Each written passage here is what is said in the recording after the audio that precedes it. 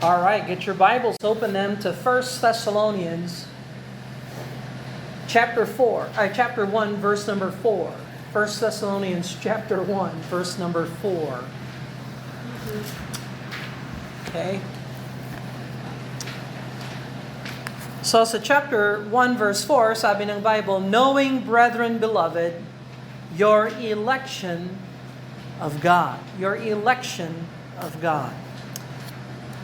So, napag-aralan natin, nakita natin yung unang tatlong verses, Paul and Silvanus and Timotheus, unto the church of the Thessalonians, which is in God the Father and in the Lord Jesus Christ, grace be unto you and peace from God our Father and the Lord Jesus Christ. Ngayon, yung main idea, yung main sentence na sinasabi ni Paul dito sa verse 2, we give thanks to God always for you all. Yan ang point na sinasabi ni Paul. Sakop nito yung verse 3 at saka verse 4. We give thanks to God always for you all. And how does he show thanksgiving to God? Well, first of all, he's making mention of you in our prayers. So ngayon, yung mga ing verbs making mention. Remembering sa verse 3. Tapos sa verse 4, knowing. Napansin ba ninyo yung ing verbs? Okay, they are participles sa Greek. Ibig sabihin, yung main sentence niya, I give thanks to God for you all. And how I show my thankfulness to God is I make mention of you in my prayers. All of you. I pray for all of you. And so, pwede nating sabihin, prayers. Or praying. Tapos verse 3, remembering. How I show thanksgiving to God? Well, I remember without ceasing yung tatlong triads na napag-usapan natin last week. Your work of faith, your labor of love, your patience of hope. So I thank God, and I'm praying for you, and I'm remembering you, remembering those three things.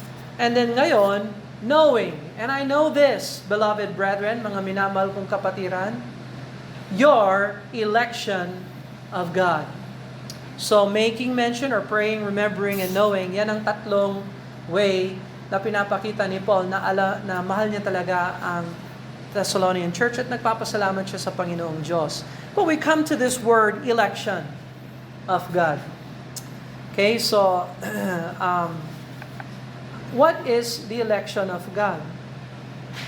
So, maraming mga nagtuturo na ang Diyos ay pumili kung sino ang masasave at kung sino ang hindi masasave. So, ang responsible for salvation ay yung choice ng Diyos.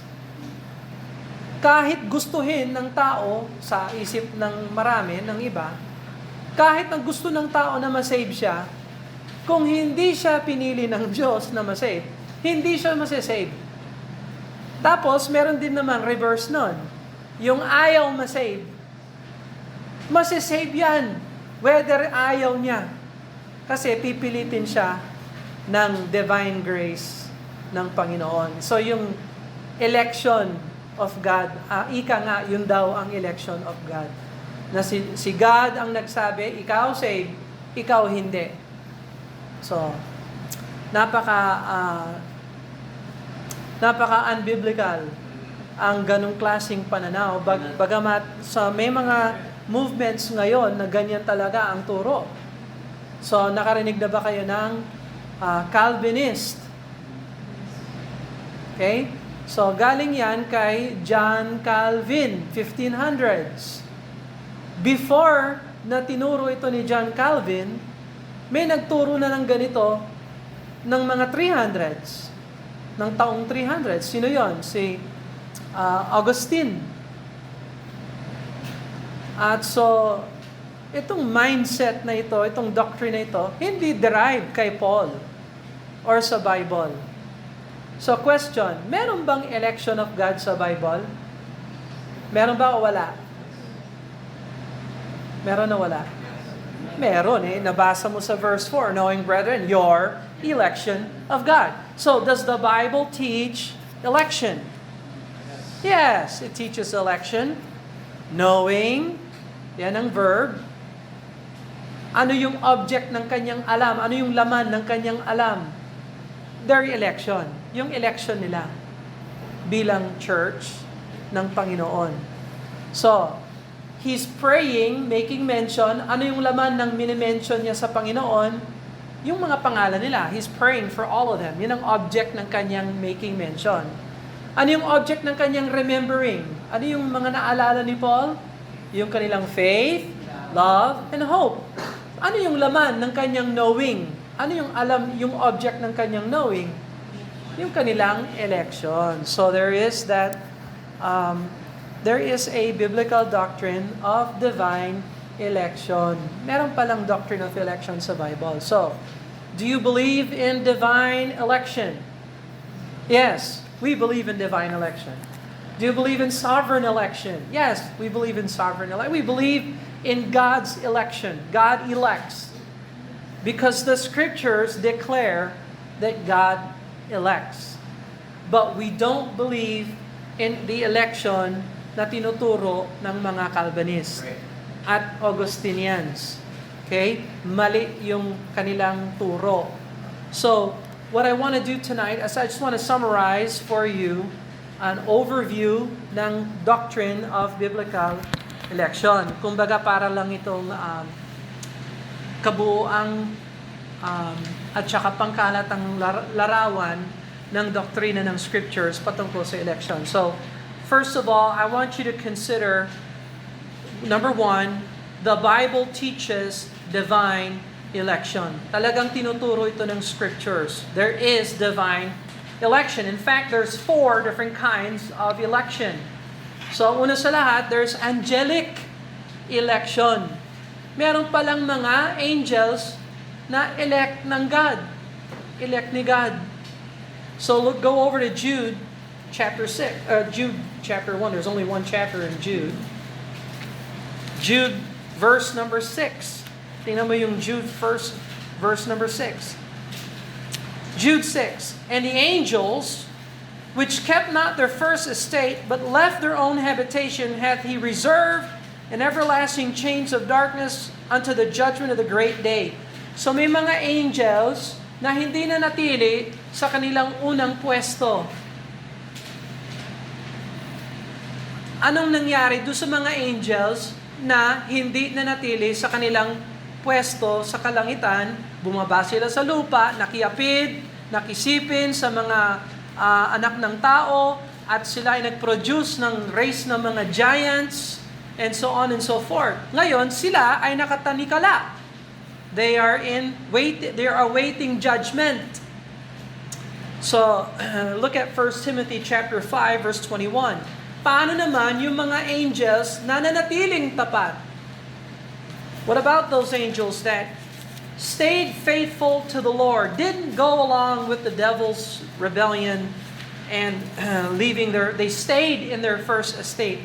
1 Timothy chapter 5 verse 21, sabi ng Bible, I charge thee before God and the Lord Jesus Christ and the elect angels, that thou observe these things without preferring one before another, doing nothing by partiality. Meron pa ng elect angels.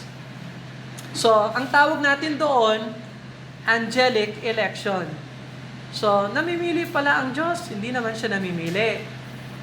Divine ang kanyang election. Kung baga sinabi niya, lahat ng mga angels na hindi sumama sa rebellion at iniwan ang kanilang pangunahing pwesto sa langit or whatever, hindi sila nakiapid, hindi sila sumama doon sa kalokohan na yon. By the way, bakit yung mga demonic angels, bakit gusto nilang punuin yung mundo ng mga giants? Ano yung pinipigilan nila? The seed of the woman ng Genesis chapter 3 verse 15. Kasi kung halimbawa masakop nila yung buong daigdig, edi hindi na magiging effective yung pangako ng Diyos na magpapadala siya ng tagapagligtas. Kaya yan, ginulo nila yung linya ng mga tao and so on and so forth. So, gaano ka-successful yung mga fallen angels na yan. Halos maubos yung mundo. By the way, ilan tao ang naligtas sa delubyo? 8 lang. So imagine, billion ng mga tao ay sumali rin sa pakikiapid ng mga angels na yan. So halos magwagi ang mga demonic angels na yan, kundi lang sa grasya ng Diyos. No? So sabi ng Diyos, yung mga angels na tapat, sila ay elect. Inelect niya sila. So ano yung purpose kung bakit siya may mga angels na elect? Kasi sila ay magiging patutuo sa katapatan at grasya ng Diyos. You understand that? Okay? Tandaan niyo, lahat ng inelect ng Diyos ay inelect para maging patutuo. That's true with the good angels. Number 2, meron pa ng theocratic election. Ibig sabihin, hinirang o pinili ng Diyos ang isang bansa. Sa lahat ng mga bansa, meron diyang pinili na isang bansa na maging saksi ni Jehovah. Sino yung bansa na yon? Israel. Alam niyo na. Look at Deuteronomy chapter 7, verse number 6. Deuteronomy chapter 7, verse 6.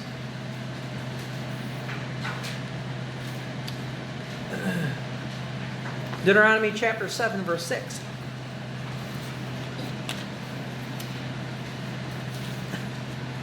So the Bible says, "For thou art an holy people unto the Lord thy God, and the Lord thy God hath chosen thee to be a special people unto himself, above all people that are upon the face of the earth." So, hinirang ng Diyos ang Israel na maging special, higit pa sa lahat ng mga tao sa buong daigdig, sa lahat ng mga nations sa buong daigdig. Now, what was the point why God elected Israel?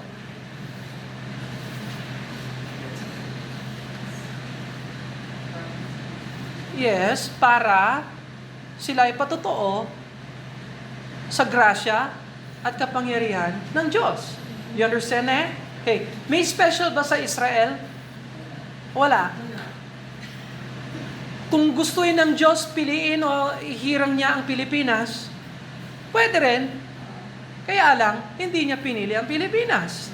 As far as yung pagdala ng Messiah, yung lahi ng Messiah darating sa Philippines or whatever, pwede niyang piliin ang US.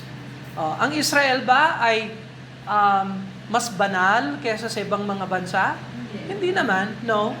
So, anong nakita ng Diyos sa Israel?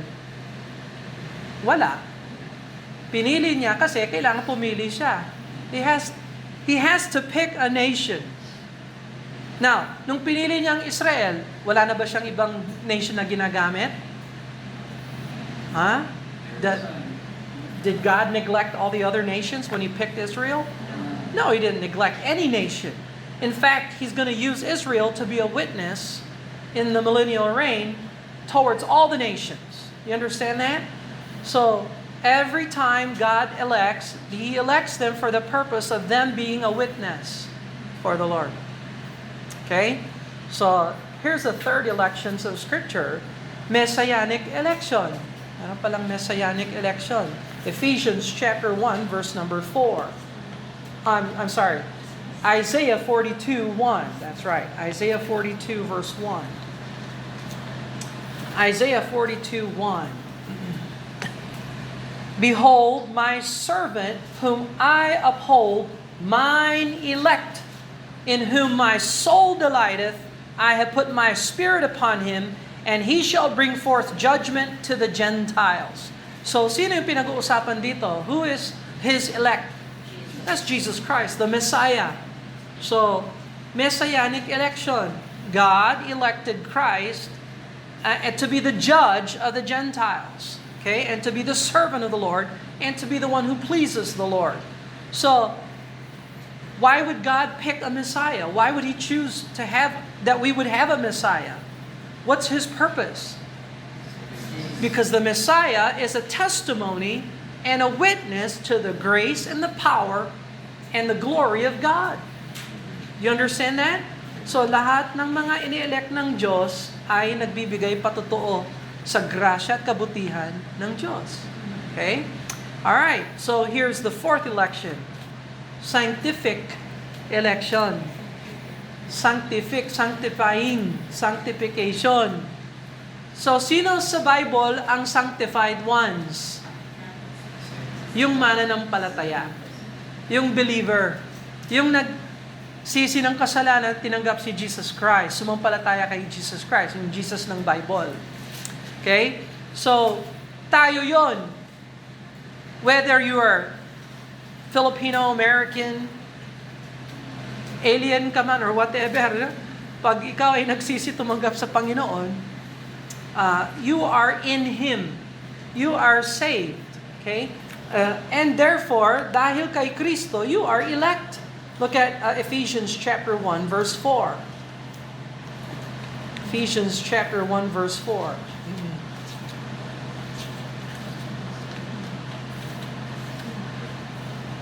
Ephesians chapter 1, verse 4. According as He hath chosen us in Him before the foundation of the world, that we should be holy and without blame before Him in love. So, bakit tayo pinili ng Diyos? Kay Kristo. Dahil na kay Kristo tayo. Because we're in Him. Pero ano yung purpose ng election natin? Ano yung plan ng Diyos? Kaya niya tayo hinirang kay Kristo. May purpose siya. What is His purpose? It says here that we should be holy and without blame before Him in love. So may sanctifying purpose ang election ng believer. You understand that? Hindi tayo inelect ng Diyos para ma-save. Inelect tayo ng Diyos para tayo ay ma-sanctify. Do you understand that? Hindi salvific ang election ng Diyos. Sanctifying ang election ng Diyos. Okay, now, syempre nakakibat dyan yung salvation kasi hindi ka pwedeng i-sanctify kung hindi ka muna saved. Pero ang basihan ng salvation natin ay ang kamatayan, paglibing, muling pagkabuhay ni Kristo ayon sa banal na kasulatan. Yun ang basis ng salvation natin. Yung instrument na ginagamit ng Diyos ay yung repentance and faith. Process yun. Hindi basis. Process. We have to repent, we have to believe in the Lord, and then He saves us on the basis of the blood and the sacrifice and the resurrection of Jesus Christ according to the Scriptures. Malinaw ba tayo? Now, after we're saved, we are in Him, and God in eternity past said, I want to elect everyone who is in Him unto holiness and without blame before Him in love. Ibig sabihin, ikaw mananampalataya, gagawin ko ang lahat, whether you like it or not, magiging katulad ka ni Kristo balang araw. You understand that? So, kinasihan na yan ng Diyos. That's God's choice. He said, I want everyone who is in Him to be holy. So, whether you like it or not, one day, you're gonna be right with God. I mean, perfectly right with God. Na walang bahid. Kasi nilaan na yan ng Diyos. That's God's design. God's choice. Is sanctifying election. Okay, malinaw ba tayo? Alright. So, tandaan niyo pag ang usapan, election, anong klaseng election pinag-uusapan natin? Angelic? Theocratic? Messianic? Or sanctific? Okay? So, mga Calvinists, sasabihin nila, hindi, salvation ang usapan. Na may mga verses na medyo malapit dun sa salvation, pero dadaling ka pa rin sa sanctification. It'll always go to sanctification. So, tingnan mo halimbawa yung verse number 5. Verse number 5 is a good example. Having predestinated us. Oh, predestinate na pala ng Diyos yung mga Kristiyano? Yes or no? Yes. But for what purpose? Having predestinated us unto the adoption of children by Jesus Christ Himself, according to the good pleasure of His will, to the praise of the glory of His grace, wherein He hath made us accepted in the Beloved, and so on and so forth. And mag-explain na si Paul ng napakaraming mga magagandang explanation. But the reason why God predestinated the believer is so that he can have the praise of the glory of His grace. So paano malalaman ng mundo na may grasya pala ang Diyos? Na mahabagin pala ang Diyos? Gagamitin niya yung believer na inelect niya, na siya ang magiging patotoo. Kaya ganito yon. Kung kilala nyo lang ako noong before na nasave ako, hindi nyo akalain preacher ako ngayon. Do you understand what I'm saying? Patotoo ako na may grasya talaga ang Diyos. Patotoo ako na kung naligtas ako ng Diyos, kaya niyang iligtas ka. At kaya niyang iligtas ng Diyos ang buong daigdig. Do you understand that? And it redounds to the glory and praise of God. So wag tayong matakot sa doctrine ng election. Okay? We need a biblical perspective, not a Calvinist perspective. Okay? So, by the way, sa Calvinist, sinong may sala kung bakit ang tao ay safe o hindi safe? Ang Diyos. Kasi siya ang naglaan ng destiny ng tao. May responsibility ba ang tao? Wala. Kasi, dinesign na yan ng Diyos. Matapang yan si R.C. Sproul na pinag-usapan natin before. Sabi niya, kaya may kasalanan sa mundo, ang may sala ay ang Diyos. In complete contradiction sa scriptures na nagsabi, hindi mo pwedeng i-blame si God. Hindi siya ang author ng sin or author ng confusion or sin. He is not the author of sin. So mali talaga, maling-mali yung Calvinism and hyper-Calvinism. May mga degree yung Calvinism. Merong moderate Calvinist, merong hyper-Calvinist, merong 5-point Calvinist, may 4-point, may 3-point, may 2-point, may 1-point. At yung sistema nila, consecutive or whatever. So anong klase kang Calvinist? 0-point Calvinist. Wala talaga. Bakit mo naman angkinin yung pangalang Calvin? 1500s yon. Bakit angkinin mo yung Augustinian? That's 300. Bakit hindi Christian? Or Baptist? Nanggaling yan sa scriptures. And so on and so forth. So, anyway, number 2. So, number 1, the Bible teaches at least 4 different kinds of election. When you talk about election, you got to know what you're talking about. And when we refer to election, we are referring to God electing all who are in Christ from the foundation of the world. Kasi nga, si God, alam naman niya lahat mula pa sa simula hanggang katapusan. By the way, human history. Kailan nagsimula ang mundo natin? How old is the earth? Mga 6,000 years lang ang earth. So, saliksikin ninyo ngayon, yung mga science teachers natin, yung mga professors natin, or whatever, yung mga scientists ngayon, sasabihin nila, no, the earth is millions and millions and millions of years. At tapos yung universe, sabi nila, universe. Hindi ginamit ng Bible yung word universe. Ang gamit ng Bible, firmament. So, gamitin natin yung language ng Scripture. Huwag tayong gagamit ng language ng unbeliever. So, it is not a universe. It is the firmament.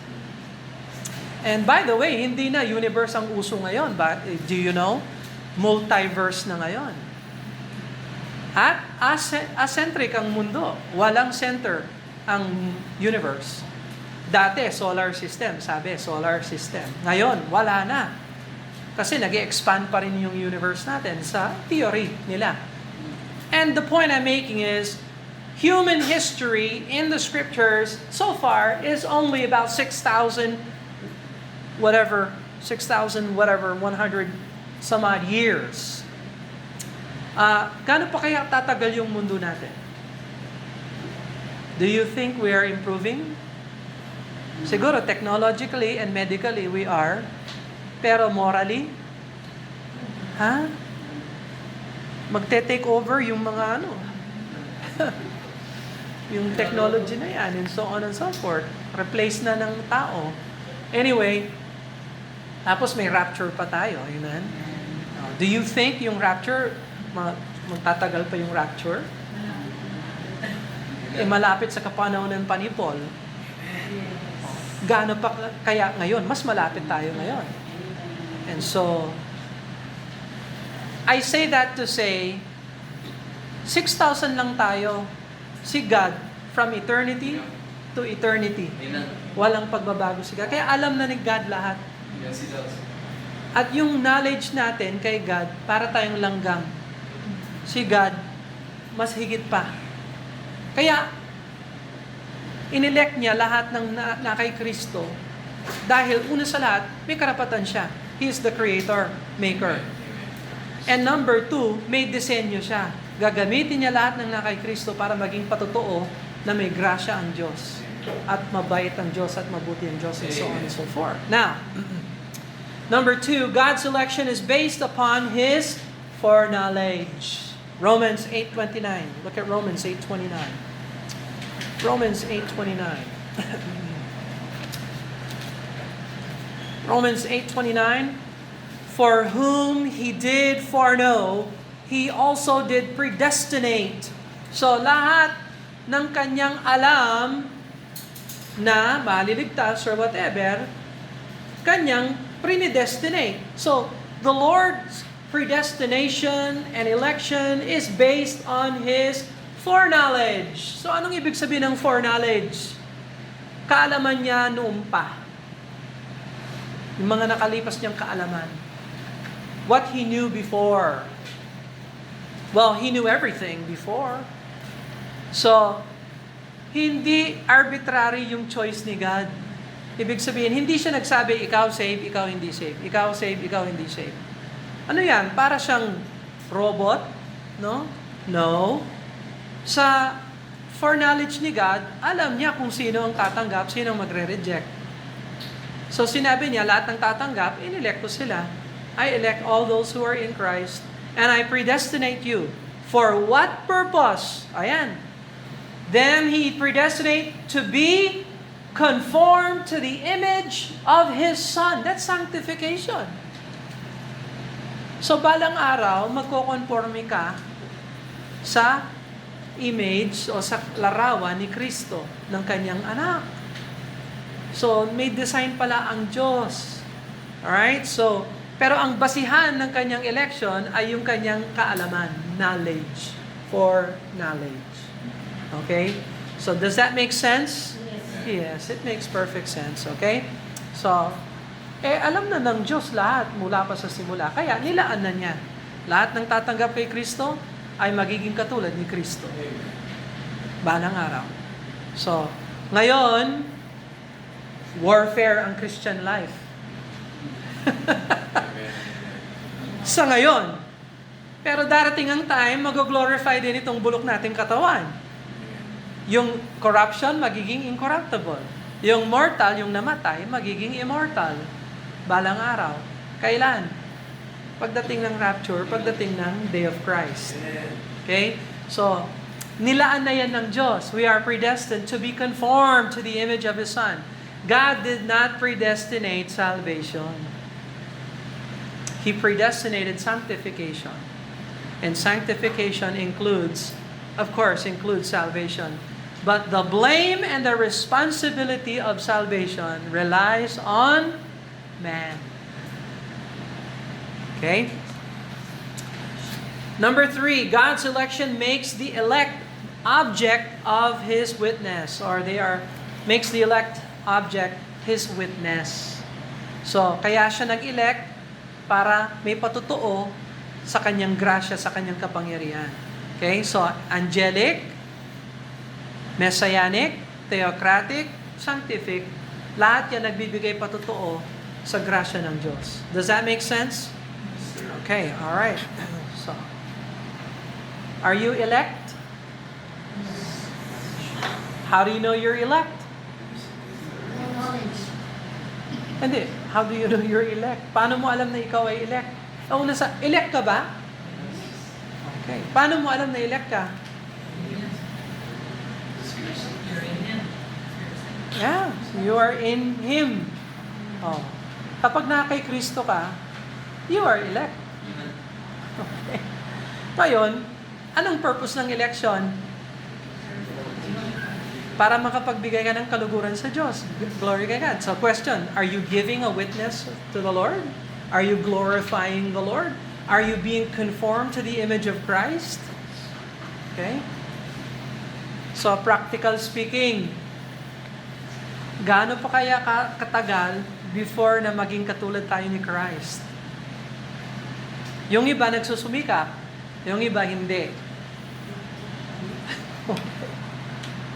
Sa judgment seat of Christ na lang natin makikita ang measure talaga ng bawat Christian.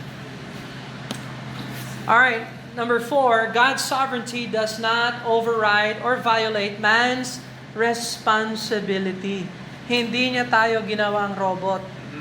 Amen. Binigyan niya tayo ng kapangyarihang pumili ng choice. So sa sovereignty ng Panginoon, dinesign niya yung tao na magkaroon ng freedom of choice.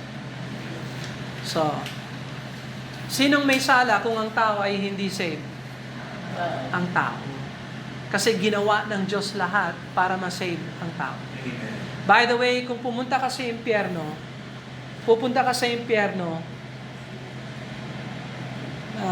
dahil sa iyong choice, pero hindi dahil hindi ka minahal ng Diyos. You understand that? Sir. So, you cannot go to hell unloved. Because God loves you so much, He sent His Son to die on the cross for your sin. So, who's responsible if man is not saved? It's man. Number 5, the believers are to make their election sure. 2 Peter chapter 1 verse 10. 2 Peter 1:10. Total, pinag-uusapan natin yung election. May tungkulin pala tayo. Bawat isa sa atin. 2 Peter 1:10. Wherefore, rather, brethren, give diligence to make your calling and election sure. Oh, you have to make your calling and election sure. If ye do the things, ye shall never fall. So, how do you make your election sure? Paano nga naman? Paano ka makakasigurado sa election mo? Elect ka ba? Oh, paano mo alam? May record. Oh, tama, may record tayo. Ano yung record natin? He that hath the Son hath life. Yan ang record natin. So, paano mo masisigurado na elect ka? Nagsisi ka ba? Tinanggap mo si Jesus Christ? Alright? Is He your Savior? Alright? Pag sumampalataya ka kay Kristo, lahat ng na kay Kristo, inelect ni God. Kaya alam mo, sure yung calling mo at yung election mo. Dahil ikaw ay tumanggap kay Jesus Christ. Hindi dahil ikaw ay mabait na tao, ikaw ay relihiyoso, lumaki kang Katoliko, Baptist ka ngayon, or whatever. Those are not the basis of salvation. Okay? Yung proseso naman, the instrument na ginagamit ng Diyos, yung repentance and faith. Malinaw ba tayo? Okay. So are you elect? How do you know you're elect? You feel elect? No, have you repented and believed on the Lord Jesus Christ as your only Savior? Okay, if you do know the Lord as your Savior, you are elect. So walang mystery dito. All right, number 6. The Bible presents God's sovereignty, man's responsibility, but does not attempt to explain or elaborate much on this truth. So, sinabi ng Diyos, pinili ko lahat ng nakay Kristo. Paano nangyari yon? Hindi natin may explain lahat, pero kailangan tanggapin. Alright, let me give you an example. Naniniwala ba tayo sa Trinity? God the Father, God the Son, God the Holy Spirit. Naniniwala tayo doon, pero kaya mo bang i-explain kung paano ang Diyos nagkatawang tao?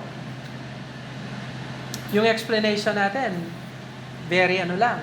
Hanggang may punto na kakamot talaga tayong ulo natin. Paano nga naman? Pero, yung mga doctrines ng Bible, hindi lang explanation ang kailangan natin. Faith na tinatanggap natin, yung tinuturo ng mga scriptures na hindi natin kayang i-explain lahat.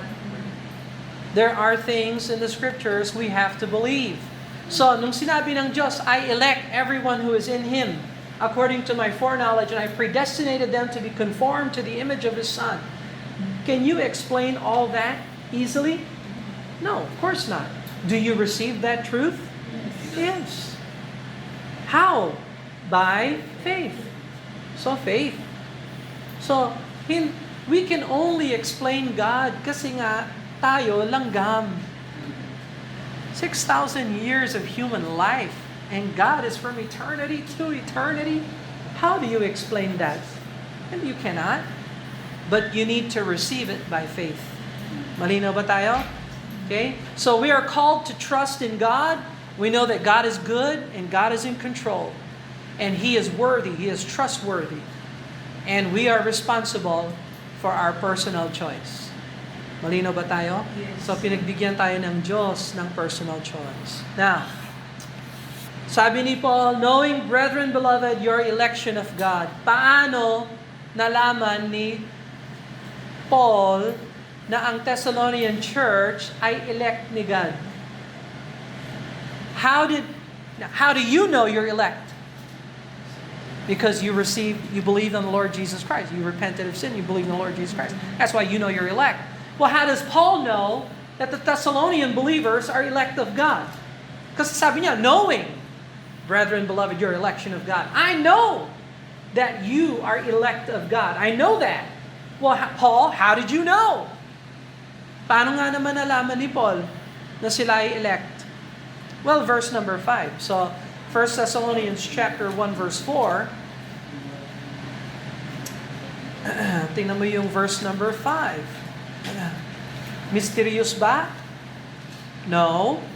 Sabi niya dito, knowing, brethren, beloved, your election of God. Verse 5, for our gospel came not unto you in word only, but also in power and in the Holy Ghost and in much assurance, as ye know what manner of men we were among you for your sake.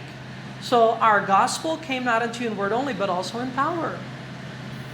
Kaya alam niya that they were elect because they received the gospel that Paul presented to them. They repented of their idol worship and they received the good news of Jesus Christ. That's why Paul knows they're elect. So how do you know you're elect? Did you receive the gospel?